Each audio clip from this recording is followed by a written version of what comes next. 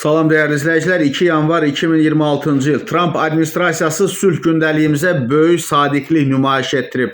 Bunu Washington Times-a açıqlamasında Azərbaycan prezidentinin köməkçisi, prezident administrasiyasının şöbə müdürü Hikmət Hacıyev bildirib. Onun sözlərinə görə Azərbaycan və Ermənistan hökumətləri sülhün möhkəmləndirilməsi istiqamətində böyük səylər göstərirlər.